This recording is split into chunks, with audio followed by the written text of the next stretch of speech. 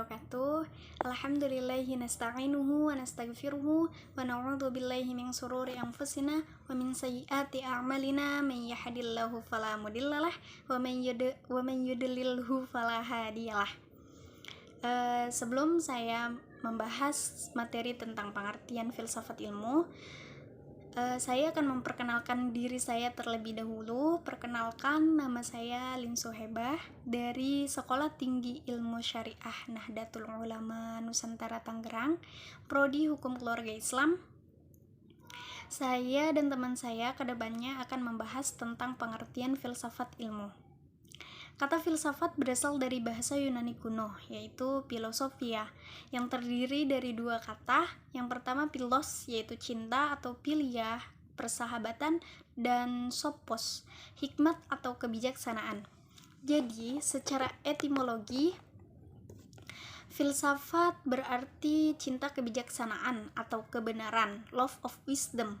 Orang yang berfilsafat disebut filosof, yang dalam bahasa Arab disebut filosof. Secara harafiah, filsafat berarti cinta kebijaksanaan. Maksud sebenarnya adalah pengetahuan tentang kenyataan-kenyataan yang paling umum dan kaidah-kaidah realitas serta hakikat manusia dalam segala aspek perilakunya, seperti logika, etika, estetika, dan teori pengetahuan. Filsafat merupakan cara pikir yang kompleks, suatu pandangan atau teori yang sering tidak bertujuan praktis tetapi teoritis. Oleh karena itu, filsafat pada prinsipnya adalah induk semua ilmu. Demikian kata kaum filosof. Kata ilmu berasal dari bahasa Arab, yaitu alima ya'lamu ilman, yang berarti mengerti atau memahami. Dan dalam bahasa Inggris yaitu science atau pengetahuan. Dalam kamus bahasa Indonesia adalah pengetahuan yang tersusun secara sistematis, logis, dengan menggunakan metode tertentu dan bersifat empiris. Islam Montet, seorang guru besar antropolog, menyimpulkan bahwa ilmu adalah pengetahuan yang disusun dalam suatu sistem yang berasal dari pengamatan, studi, dan percobaan untuk menentukan hakikat prinsip tentang yang sedang dikaji. Jadi, filsafat dan ilmu adalah dua kata yang terpisah tetapi sering terkait. Filsafat sebagai proses berpikir yang sistematis dan radikal, mempunyai objek material dan objek formal. Filsafat ilmu adalah segenap pemikiran yang reflektif terhadap persoalan-persoalan mengenai segala hal yang menyangkut landasan ilmu maupun hubungan ilmu dengan segala segi dan kehidupan manusia. Saya Liza Nur Kamelia. Saya akan meneruskan materi dari teman saya yang sebelumnya tentang pengantar filsafat ilmu. Di sini saya akan menjelaskan materi filsafat ilmu dari beberapa para ahli. Yang pertama di sini ada menurut Aristoteles, filsafat adalah ilmu pengetahuan yang meliputi kebenaran yang berisi ilmu metafisika, retorika, logika, etika, ekonomi, politik, dan estetika atau filsafat keindahan. Dan yang kedua di sini ada menurut Immanuel Kant, filsafat adalah ilmu pengetahuan yang merupakan dasar dari semua pengetahuan dalam meliputi isu-isu epistemologi. Filsafat pengetahuan yang menjawab pertanyaan tentang apa yang dapat kita ketahui.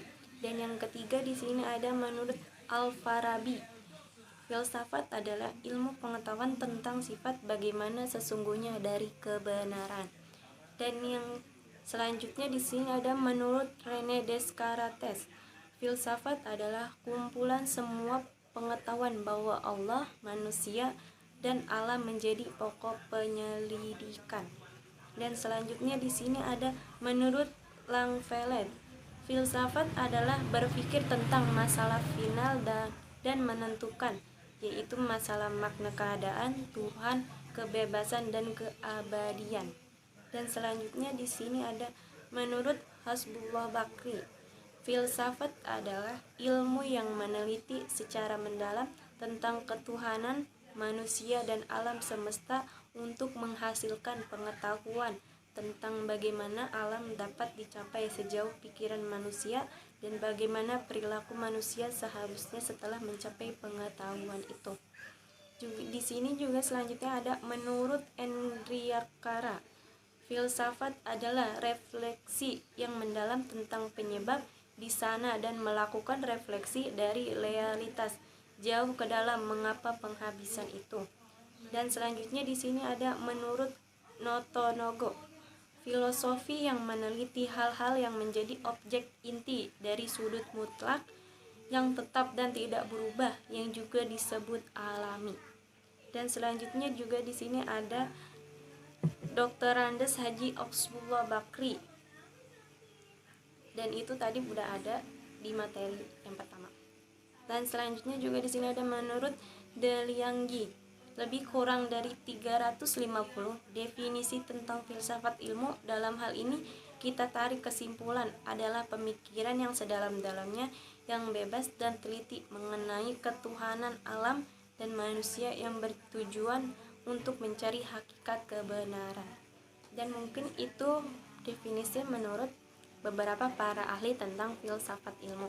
Di sini juga saya akan menjelaskan tentang manfaat filsafat ilmu dalam kehidupan, yaitu untuk memberikan landasan filosofik dalam memahami berbagai konsep dan teori sesuatu disiplin ilmu dan membekali kemampuan untuk membangun teori ilmiah. Nah, mungkin itu saja yang bisa saya sampaikan tentang materi filsafat ilmu. Kurang lebihnya mohon maaf. Terima kasih. Materi selanjutnya, posisi filsafat dalam ilmu, yaitu implikasi yang timbul dalam filsafat adalah bahwa ilmu yang satu sangat erat hubungannya dengan ilmu yang lain, serta semakin kaburnya garis batas antara ilmu dasar murni atau teoritis dengan ilmu terapan atau praktis. Untuk mengatasi gap antara ilmu satu dengan ilmu lain, dibutuhkan satu bidang ilmu yang dapat menjembatani serta mewadahi perbedaan yang muncul. Filsafat dalam mengatasi hal tersebut. Ini senada dengan pendapat Immanuel Kant yang menyatakan bahwa filsafat merupakan disiplin ilmu yang mampu menunjukkan batas-batas dan ruang lingkup pengetahuan manusia secara tepat. Oleh karena itu, Francis Bacon menyebut filsafat sebagai ibu agung dari ilmu, the great mother of the science. Materi selanjutnya yaitu fungsi filsafat ilmu. Fungsi filsafat ilmu adalah disarankan sebagai landasan filsafat atau sebagai pengertian integrasi ilmu pengetahuan. Fungsi filsafat ilmu tidak bisa dilepaskan dari fungsi filsafat secara keseluruhan dari keduanya. Filsafat saling berhubungan dan saling menguatkan. Filsafat ilmu berfungsi sebagai alat mencari kebenaran untuk mempertahankan dan memberikan ajaran tentang moral dan etika. Banyak fungsi yang harus diketahui manusia agar bisa mengembangkan ilmu pengetahuan dan teknologi yang semakin canggih.